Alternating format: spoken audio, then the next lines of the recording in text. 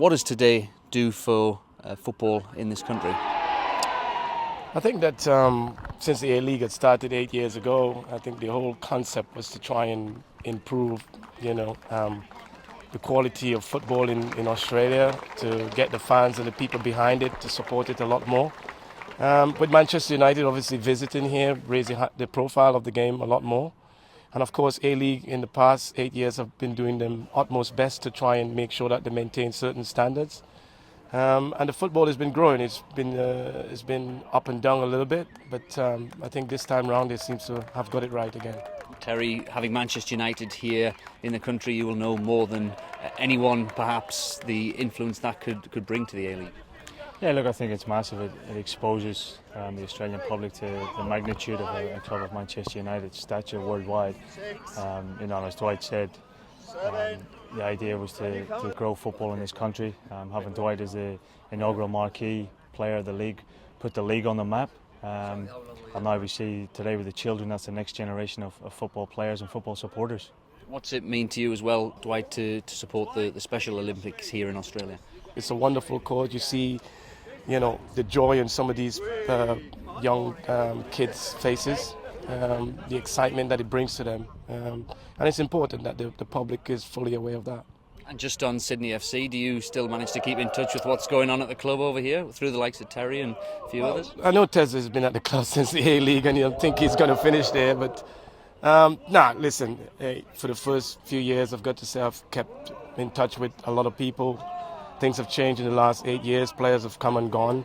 But the A-League, we get little clips of it back in the UK, and so I tend to catch up a little bit on it at times, even though I don't know majority of the players. But the important thing is that the A-League seems to have got back this sort of spark at the beginning of the A-League, which is important. And the fans to come out and continue to support it, because, football is a global sport, and it's such an important sport, and it's good for the public here, and how sports enthusiastic you guys are here, so it's important that you continue to support the A-League. And Terry, Dwight had a fantastic effect on our club when he was here, not just on our club but on the A-League itself. Do you have any favourite memories of Dwight when he was here? Yeah, look, I think there's too many to mention really, but I think the one thing that, as I said before, Dwight was the inaugural marquee player of the league, not just of Sydney FC, but it gave football in this country credibility worldwide. It stamped its mark on the sporting landscape. And the level of professionalism that Dwight brought to the club has remained a constant at the club. And Dwight, just finally, a favourite memory from your time here that sticks in the mind? I think it's a grand final. I think that's the ultimate, isn't it? That was what we set out to achieve that year. It was the first year. It was the most exciting time, certainly for me, right here in Australia, and for the boys as well. They played a great part, because without the team and the players, it wouldn't have been possible. The staff have done a fantastic job. So the grand final is the one that's the ultimate, is the highest sort of achievement in the A-League.